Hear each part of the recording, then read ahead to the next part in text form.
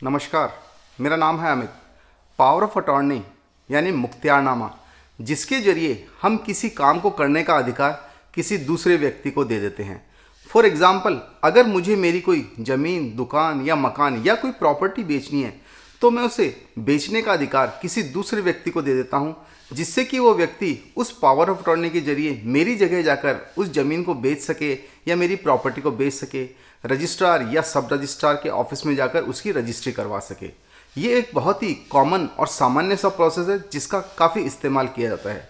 लेकिन सपोज़ अगर मैं उस व्यक्ति से मेरी ओरिजिनल पावर ऑफ अटॉर्नी वापस ले लेता हूँ और वह व्यक्ति पावर ऑफ अटॉर्नी की फ़ोटोकॉपी के आधार पर उस प्रॉपर्टी को बेच देता है, तो क्या ऐसा ट्रांजैक्शन वैलिड होता है?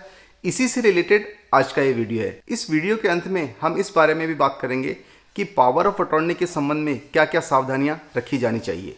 तो चलिए देखते हैं इस संबंध में लॉ क्या कहता है। And please don't forget to subscribe the channel.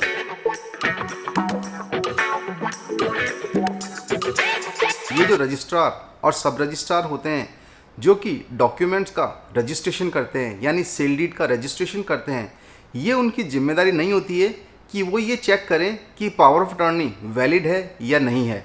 उनका केवल मात्र ये दायित्व होता है कि वो ये फैक्ट चेक कर ले कि जिस व्यक्ति के नाम पावर ऑफ अटॉर्नी है वही उनके सामने उस डॉक्यूमेंट का रजिस्ट्रेशन करवाने के लिए आया है।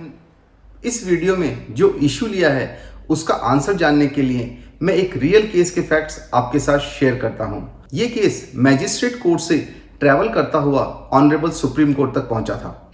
इस केस के फैक्ट्स ये थे कि मिस्टर ए ने अपनी प्रॉपर्टी को बेचने के लिए एक पावर ऑफ अटॉर्नी एग्जीक्यूट की। ये पावर ऑफ अटॉर्नी 28 जनवरी 1987 को बनाई गई और इस पावर ऑफ अटॉर्नी के आधार पर 28 अप्रैल 1987 को उस पावर ऑफ अटॉर्नी होल्डर ने जमीन का बेचान कर दिया। अब ए कोर्ट में ये केस लेकर आया कि पावर ऑफ अटॉर्नी होल्डर ने पावर ऑफ अटॉर्नी की फोटोकॉपी के बेस पर उस प्रॉपर्टी को बेचा है, इसलिए ये ट्रांजैक्शन इलीगल है। इसके साथ ही उसने ये आरोप भी लगाया कि उसने ये पावर ऑफ अटॉर्नी 2 फरवरी 1987 को ही कैंसिल कर दी थी। इस केस में ऑनरेबल सुप्रीम कोर्ट के सामने जो तथ्य है उससे ये तो साबित हो गया कि जमीन का जो बेचान किया गया है वो पावर ऑफ अटॉर्नी की फोटोकॉपी के आधार पर ही किया गया है। इसमें ऑनरेबल सुप्रीम कोर्ट ने ये तय किया गया कि पावर ऑफ अटॉर्नी की फोटोकॉपी के आधार पर भी अगर प्रॉपर्टी को बेचा गया है तो केवल इस आधार पर ऐसी सेल को कैंसिल नहीं किया जा सकता, इलीगल डिक्लेयर नहीं किया जा सकता। ऑनरेबल सुप्रीम कोर्ट ने इस केस में यह भी पाया